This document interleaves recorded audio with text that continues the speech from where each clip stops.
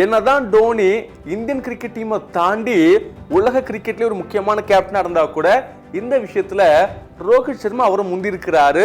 அதே போல சச்சின் டெண்டுல்கருடைய சாதனையை முறியடிச்சிருக்கிறாரு விராட் கோலி.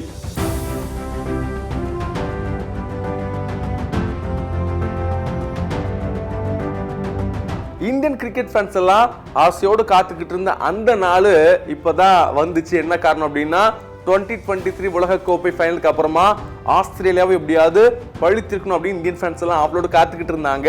அந்த வகையில சாம்பியன்ஸ் டிராபி செமிஃபைனல் 1ல ரோஹித் சர்மா தலைமையிலான இந்திய அணி ஆஸ்திரேலியாவை அடிச்சிருக்கிறாங்க. அது இந்தியன் ஃபேன்ஸ்க்கு ஒரு மிகப்பெரிய சந்தோஷத்தை கொடுத்திருக்கு.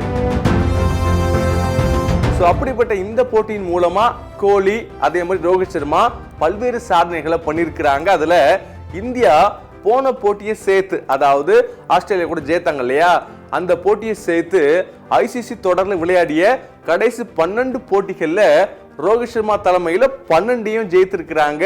குறிப்பா சொல்லணும் அப்படின்னா 2024ல இந்த T20 உலக கோப்பை நடந்துச்சு இல்லையா, அதுல கண்டினியூஸா 8 வெற்றிகளை பெற்று, அதாவது தொடர்ச்சியா பெற்று ரோஹித் சர்மா தலைமையில அப்படியே T20 வேர்ல்ட் கப்பை ஜெயித்தாங்க இந்தியா. அதே போல அதே உத்வேகத்தோட இந்த ஐசிசி சாம்பியன்ஸ் டிராபிக்கு வந்தாங்க. இதுலயும் இந்த ஃபர்ஸ்ட் 4 போட்டியிலையும் ஜெயித்து ஒரு தரமான வெற்றியை பெற்றிருக்கிறாங்க. ஃபைனலுக்கும் போயிருக்கிறாங்க இல்லையா. இதன் வாயிலாக ஐசிசி தொடர்களையே அதிக வெற்றிகளை பெற்ற இந்திய கேப்டன் MS தோனியுடைய சாதனையை சமம் பண்ணிருக்கிறாரு ரோஹித் சர்மா. இதுக்கு முன்னாடி பாத்தீங்கன்னா டோனி இந்த 2012ல இருந்து 2014 அந்த காலகட்டங்கள்லயும் தொடர்ச்சியா 12 வெற்றிகளை பெற்றிருக்கிறாரு. அடுத்த மேட்ச்ல மட்டும் ரோஹித் சர்மா ஜெயித்துட்டாருன்னு வச்சுக்கங்களேன், அப்படியே அந்த சாதனையை முறியடிச்சிருவாரு அப்படின்னே சொல்லப்படுது.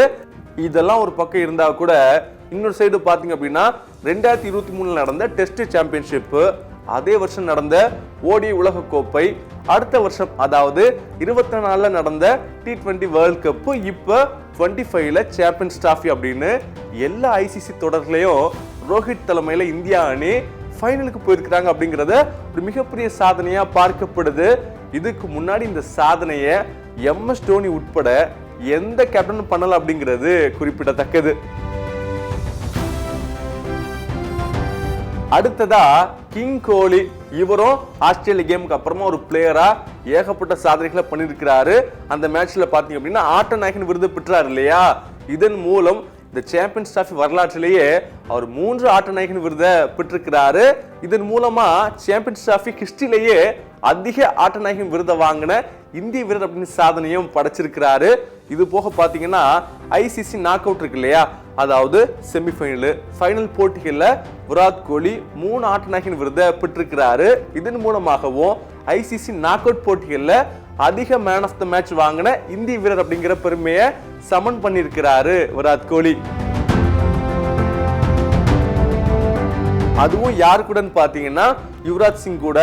இதோட பாத்தீங்கன்னா இந்த ஐசிசி சாம்பியன்ஸ் டிராபி வரலாற்றிலேயே அதிக ரன் அடித்த இந்திய வீரர் அப்படிங்கிற சாதனை படைச்சிருக்கிறாரு விராட் கோலி. அந்த போட்டியை முடிஞ்சதுக்கு அப்புறமா கிட்டத்தட்ட 746 ரன்கள் அடிச்சிருக்கிறாரு. அவருக்கு அடுத்தபடியா ஷிகர் தவன் 701 ரன்ல இருக்கிறாரு.